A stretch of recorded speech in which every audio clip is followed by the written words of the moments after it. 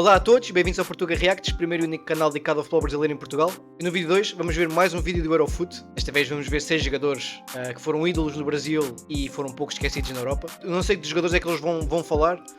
Talvez assim de repente posso-me lembrar talvez do Renato, né? do Portaluppi, do Gaúcho. Talvez o Sócrates, que eu sei que teve na Fiorentina também. Agora assim de repente não sei muito mais. Eles são um canal brasileiro que fala neste caso de futebol europeu, não é? Mas tem estes vídeos que trazem estas curiosidades muito boas. Eu acho este tipo de vídeos muito interessantes. Se vocês quiserem que eu continue a fazer este tipo de conteúdo, é só comentarem. Por isso vão ao Eurofoot.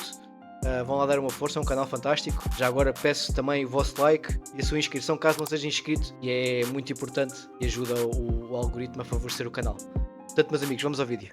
Quase todos nós brasileiros gostamos de futebol e temos um time do coração. Claro. Muitas vezes a gente conhece a história dos grandes craques que passaram pelo nosso clube, né? Mas não conhecemos bem a história que eles construíram lá fora. Portanto, hoje a gente vai falar de 6 jogadores históricos do futebol brasileiro. Sim, contando que se passa no Brasil, né? Com tanta competição, com tanto jogo, às vezes nem dá para saber o que é que os outros brasileiros fazem lá fora. Alguns times do Brasa, mas que jogaram na Europa e você talvez nem lembre ou não saiba. E a gente começa falando de um meia craque da seleção brasileira de 1982. Pois, eu estava a falar do Sócrates. O doutor Sócrates. Ídolo no Corinthians e principal rosto do movimento da democracia corintiana, o camisa 8 lutou na campanha das diretas já, tentando estabelecer uma emenda que daria o direito ao voto direto. Para quem quiser ver, eu tenho, se calhar vou pôr aqui em cima, ou meto na descrição, não sei. Eu já fiz um react ao Sócrates. Quem quiser ver. Em 84, quando o Brasil ainda vivia na ditadura. E ele fez então a promessa, ele sairia do país caso a emenda não fosse aprovada. E não foi, então ele se frustrou e cumpriu a promessa, foi embora. Mas o Corinthians não queria vender o jogador de jeito nenhum e fez jogo duro, né? Até que teve um momento, que diz a lenda, que o próprio Sócrates explodiu numa reunião, chegando a falar quase chorando.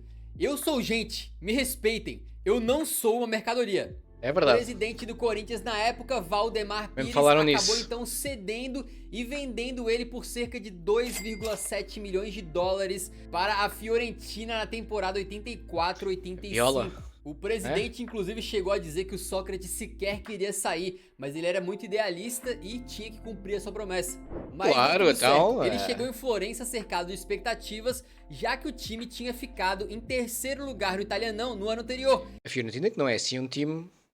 era um time que eu gostava muito porque o Rui Costa e o Batistuta, que eram dois jogadores que eu amava, não é? O Rui Costa porque é um dos maiores ídolos do meu clube e hoje o meu presidente, e o Batistuta que era o companheiro dele, né? Eu via muitos jogos da Fiorentina na altura e gostava muito da Fiorentina, mas a Fiorentina não era time para...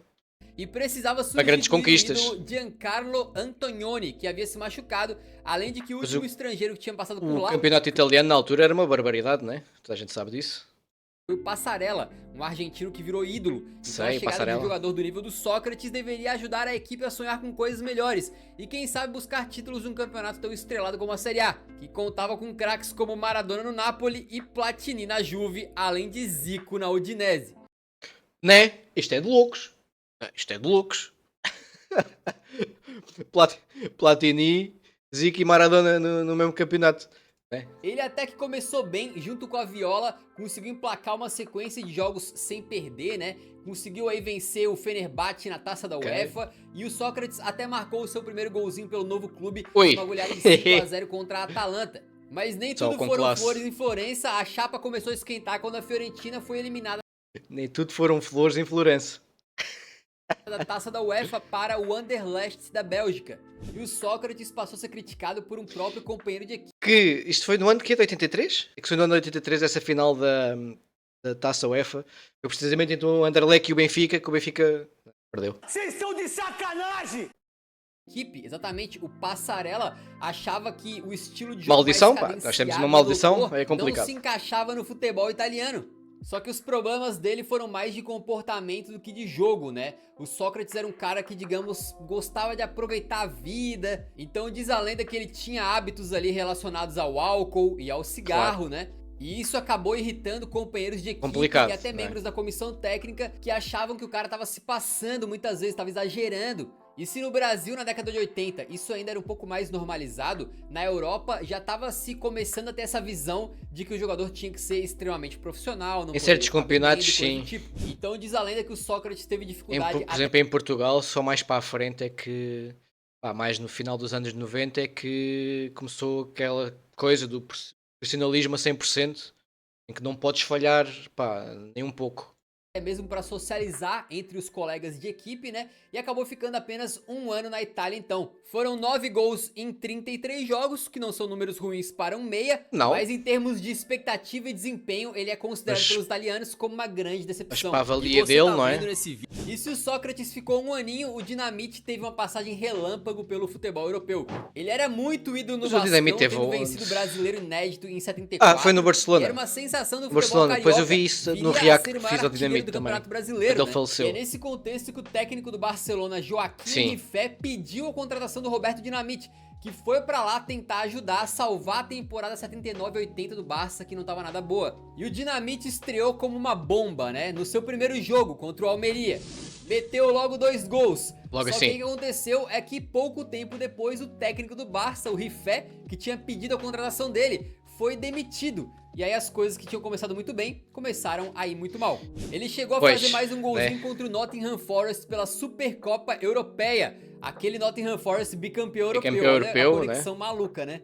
Mas ficou por isso, com o novo treinador, Heleno Herrera, ele começou a perder espaço e ir pro banco. Então, mesmo tendo acabado de chegar, mal tinha desfeito as malas e já decidiu voltar pro Brasil depois de apenas 11 jogos e 3 golzinhos. Claro, né? Porque, o cara tava no auge, né? No Brasil, brocando a rodo, era ídolo. 27 anos, ou seja, fisicamente, era o pico. O cara queria jogar mais e mais e mais, não queria ficar no banco, pô. E aí ele voltou pro Brasil, teve mais... Não, sim, ele tá certo, então, claro que sim.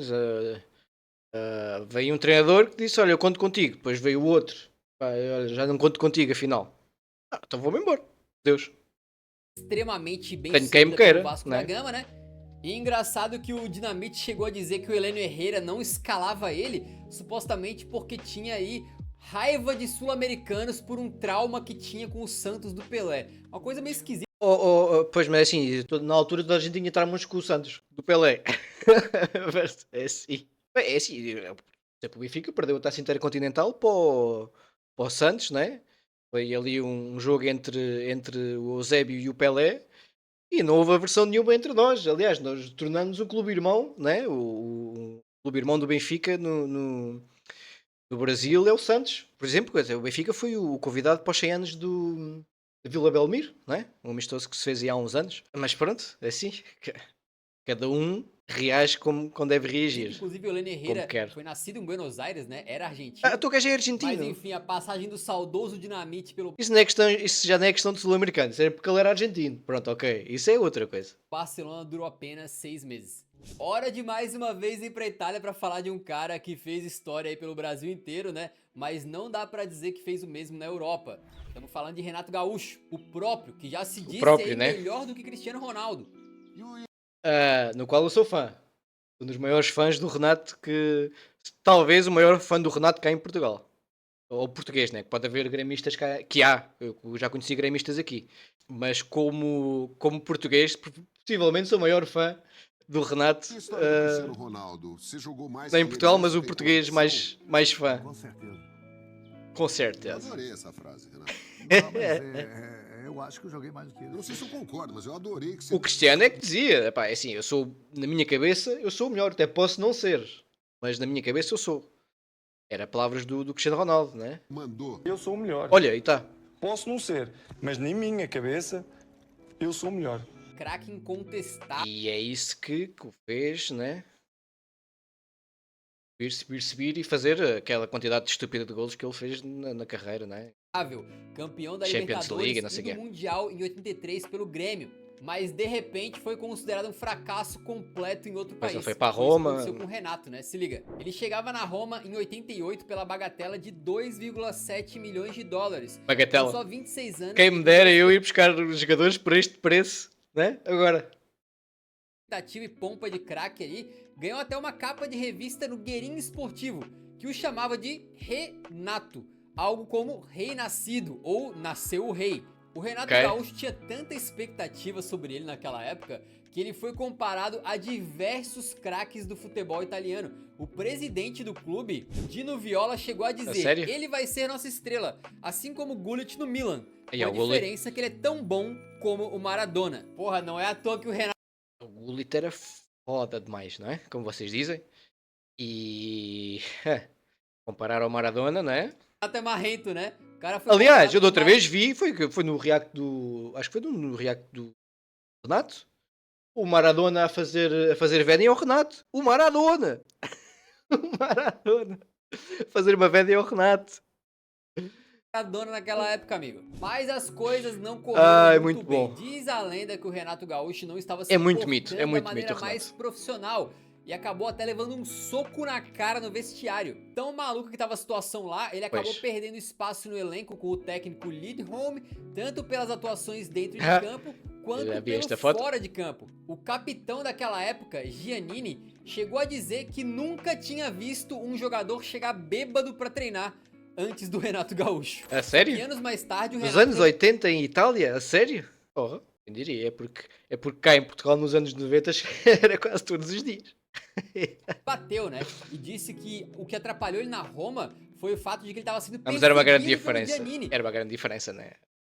Ainda é hoje uma grande diferença. Uma coisa que também acho que está a prejudicar um pouco o futebol italiano é a questão dos estádios. Tirando o estádio da Juventus, que é relativamente recente, a maior parte dos estádios tem tipo 50 anos, 40 anos. Está na altura de fazer estádios, né? Sempre fui amante do futebol italiano. Os meus ídolos jogavam lá quando eu era criança, né? O Rui Costa e o Ronaldo.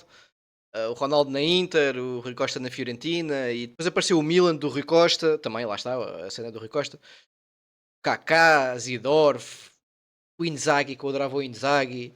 Eu gostava muito da Roma quando o Batistuta foi para lá, Totti Batistuta, Del Piero, Zidane na Juventus. Isto estou a falar nos anos 90, né? Nos anos 80 também era aquela estupidez que já vimos ali, né? E eu sempre apreciei muito, não é de ser um pouco italiano, que sou, não é? Mas sempre apreciei muito o futebol italiano. E hoje em dia vejo aquilo um pouco, né? A Inter está bem, a Inter está muito bem, né? Tentado a fazer, nos últimos 2, 3 anos, excelentes temporadas. Mas só. E também que a comissão técnica e a diretoria não fizeram nada pra proteger ele. No fim das contas, fez apenas uma temporada pela Loba, né? Foram 32 jogos e 4 gols. Você esquece como é que tá a seleção de Itália, né? Chegou aí sendo comparado ao Maradona, é uma decepção tão grande quanto o ego do Renato. E agora a gente volta a falar de mais um personagem da democracia corintiana, o Walter Casagrande. O Casagrande tinha acabado de ir pra Copa de 86 e já era ídolo no Corinthians. Eu não sei imitar. Pela projeção que ele recebeu no Mundial, né? Mesmo sendo reserva do Careca e do Miller, ele acabou tendo seus minutinhos ali. Acabou sendo negociado com o Porto de Portugal por $1 milhão. Pois foi. Valor recorde pra Liga Portuguesa na época. Sim. E não é que o início dele foi bem bom. Ele marcou... Nesta altura, $1 milhão? Porra. 2 gols nos primeiros 3 jogos. E era tratado como protagonista nesse começo, mas rapidamente ele foi perdendo espaço. Mas mesmo assim não dá pra dizer que ele não foi vitorioso, tá? Na Champions League da temporada 86 Sim, o Porto foi campeão.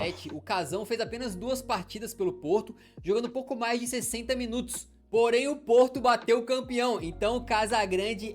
olha aqui o grande bigode a português, né? A Tuga. Grande sim, olha aqui outro. Bigode. O outro aqui. Mas este não era português. Era o goleiro. Eu acho que ele era polaco. Já não me lembro bem. Mas outra coisa. Ele jogou pouco, mas eu, se não me engano, o Casagrande, quando jogou no Porto, ele partiu a perna, ou quebrou a perna, como vocês dizem. Portanto, ele teve uma perna quebrada, partida, o que quiser. Eu acho que foi mais isso. Acho que ele não está a mencionar isso. Mas pronto, as informações que ele tinha, né, podiam não ser as mais corretas ou as mais atualizadas. Da Liga dos Campeões, loucura, né? Mas enfim, o Casão sempre sonhou em jogar na Itália. Mas sim, ele foi muito tempo lesionado. Só que encontrava uma dificuldade. Na época, os italianos poderiam ter apenas 2 estrangeiros. E o Porto, né, tinha uma grande equipa. Tinha uma grande equipa e o Paulo Futre, na altura, era um jogador incrível. Outro que o Maradona também fazia vénias. Era um jogador incrível. Para quem não conhece, o maior ídolo do Atlético de Madrid, né? Paulo Futre, um ganda maluco. Jogava muito. E também é O Paulo Futre é muito bom. As entrevistas do Paulo Futre e comentários, ele chegou a ser comentarista, é demais, é demais. E se liga o azar, diz a lenda que ele até chamou a atenção do Torino, que era um time forte na época aí. Só que bem quando o treinador dos caras foi assistir o Casagrande jogar, ele se machucou na partida. E aí uma possível transferência miou, né? Então ele tomou uma decisão muito maluca, né, cara? Ele saiu do campeão europeu, o Porto, e foi pro único time italiano que ainda tinha uma vaga de estrangeiro. Porque é assim, como é que vais tirar, né? O meio campo que foi campeão da Europa. Como é que tu vais tirar os que foram campeões para tu entrares depois da lesão? Pequeno Ascoli que brigava para não cair. E que o próprio Casagrande contou que não conhecia o clube antes de ir pra lá. Mas deu tudo certo e lá ele virou ídolo. Ficou por 4 temporadas e fez 38 gols em 96 jogos.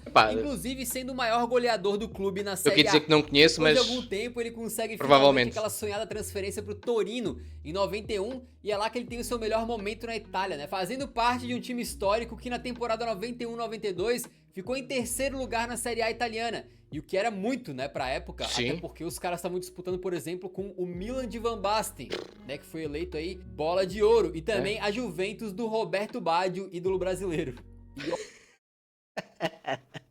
Roberto Baggio, ídolo brasileiro. Olha que curiosidade, né? Pelo Torino, o Casagrande chegou em mais uma final europeia, dessa vez final da Copa da UEFA, que hoje a gente conhece como Liga Europa. Ele chegou lá fazendo gols muito importantes.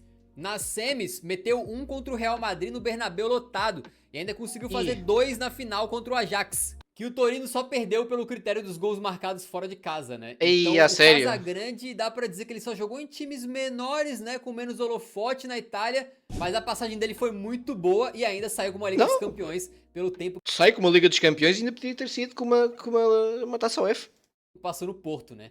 Hora de voltar no tempo um pouquinho e falar do Furacão. O Jairzinho já era um jogador muito consagrado no Brasil, sendo um dos protagonistas da seleção na Copa de 70. Ele tem que levar um react brevemente mesmo. Ribeirinho e Tostão, que ganhou o tricampeonato mundial pro Brasa. Depois de uma Copa de 74 não tão boa e de 15 anos de Botafogo, onde ele é muito ídolo, decidiu visitar novos ares e fechou com o Olympique de Marselha para fazer dupla com o Paulo César Caju, que foi companheiro dele no título de 70. E é estranho pensar hoje em dia no campeonato francês como algo muito competitivo, muito difícil, porque a gente vê praticamente todo ano o PSG batendo campeão, né? Mas naquela época era diferente. Mas é diferente. Pra você ter uma ideia, quando ele chega lá, o Olha o Platini corrupto.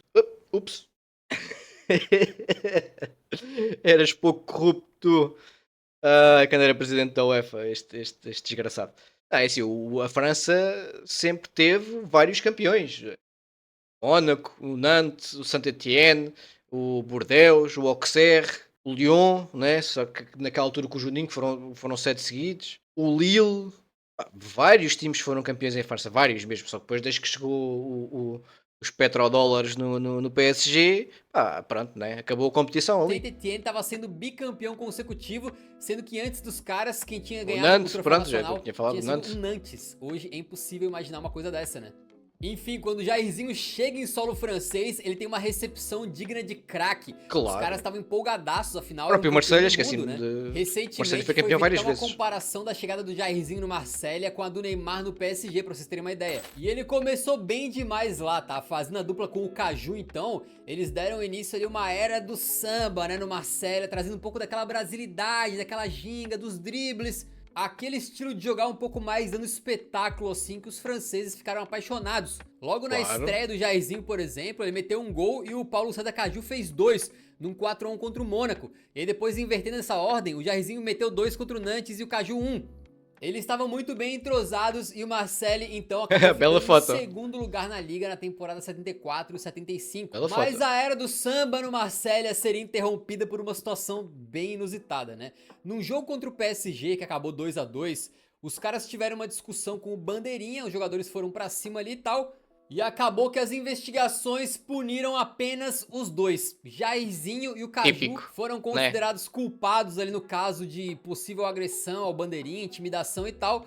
E acabaram por ter levado uma pena muito grande, né? Uma suspensão grande, indo embora do Olympique com o Jairzinho eventualmente assinando com o Cruzeiro. E pra finalizar, a gente vai falar de mais um cara muito respeitado e um pouco triste, do Carioca, o Júnior. O Maestro é o jogador com mais jogos na história merece do Flamengo, né? Com um número incrível de 876 partidas, fora o que ele coleciona de títulos, né? Depois de ser campeão do mundo e da América em 81 e campeão nacional em 80, 82 e 83, o Júnior foi se aventurar pelo campeonato italiano em 84. Tu vê, a gente tá no final da lista já e não paramos de falar do campeonato italiano, né? Lá está, é o que eu estou a dizer.